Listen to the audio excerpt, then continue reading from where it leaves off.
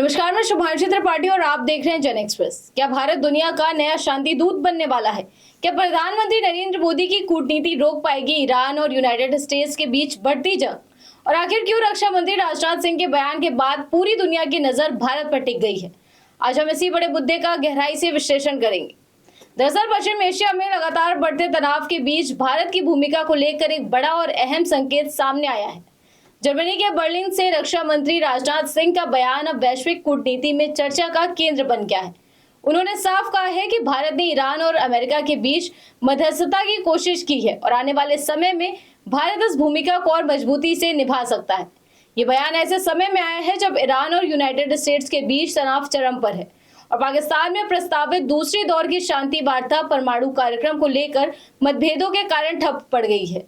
प्रधानमंत्री नरेंद्र मोदी ने पहले ही दोनों देशों से युद्ध समाप्त करने की अपील की थी और अब राजनाथ सिंह के बयान से ये संकेत मिल रहा है कि भारत केवल अपील तक सीमित नहीं रहना चाहता, बल्कि सक्रिय मध्यस्थता की दिशा में कदम बढ़ा सकता है।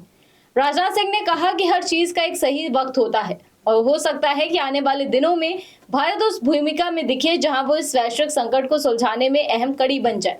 दिलचस्प बात तो ये है कि अभी तक पाकिस्तान, मिस्र और तुर्की जैसे देश इस विवाद में मध्यस्थता की कोशिश कर रहे हैं, लेकिन कोई ठोस समाधान अभी तक सामने नहीं आ पाया है। ऐसे में भारत का संतुलित और भरोसेमंद कूटनीतिक रुख अंतर्राष्ट्रीय मंच पर उसे एक मजबूत विकल्प के रूप में पेश कर रहा है। इस बीच अमेरिका के राष्ट्रपति डोनाल्ड ट्रंप ने भी सीज फायर को अनिश्चित काल तक बढ़ाने का ऐलान किया है, जो ये दर्शाता है कि हालात अभी भी बेहद संवेदनशील है और किसी भी वक्त स्थिति फिर से बिगड़ सकती है। इस पूरे घटनाक्रम का सबसे बड़ा असर वैश्विक अर्थव्यवस्था और सुरक्षा पर पड़ रहा है, खासकर उस समय जब स्ट्रेट ऑफ हॉर्मुज जैसे महत्वपूर्ण समुद्री मार्ग पर खतरा मंडरा रहा है। राजनाथ सिंह ने इसे कड़वी सच्चाई बताते हुए कहा कि अगर इस जल मार्ग में कोई व्यवधान आता है तो उसका सीधा असर भारत की ऊर्जा आपूर्ति और आर्थिक स्थिरता पर पड़ेगा। यही कारण है कि भारत इस संकट को केवल दूर से देखना नहीं चाहता, बल्कि एक जिम्मेदार वैश्विक शक्ति के तौर पर समाधान का हिस्सा बनना चाहता है। पिछले 50 दिनों से ज्यादा समय से जारी इस संघर्ष ने ये साफ कर दिया है कि अब पारंपरिक कूटनीति के साथ साथ नए दृष्टिकोण और तकनीकी समझ भी जरूरी है। भारत की विदेश नीति जो संतुलन और रणनीतिक स्वायत्तता पर आधारित रही है, उसे इस समय एक बड़ी परीक्षा का सामना करना पड़ रहा है। अगर भारत इस संकट में सफल मध्यस्थता कराता है तो ये न केवल उसकी वैश्विक छवि को मजबूत करेगा, बल्कि उसे एक शांति दूत के रूप में स्थापित कर सकता है। लेकिन चुनौती भी कम नहीं है, क्योंकि दोनों ही पक्ष अपनी अपनी शर्तों पर अड़े हुए हैं और परमाणु कार्यक्रम जैसे संवेदनशील मुद्दे पर समझौता आसान नहीं होगा।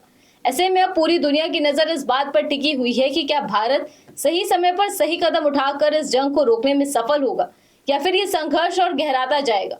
क्या भारत वाकई इस वैश्विक संकट में गेम चेंजर साबित होगा या फिर ये टकराव और खतरनाक मोड़ लेगा? ये आने वाला वक्त तय करेगा, लेकिन इतना जरूर है कि भारतीय कूटनीति अब केवल क्षेत्रीय नहीं बल्कि वैश्विक स्तर पर असर डाल रही है।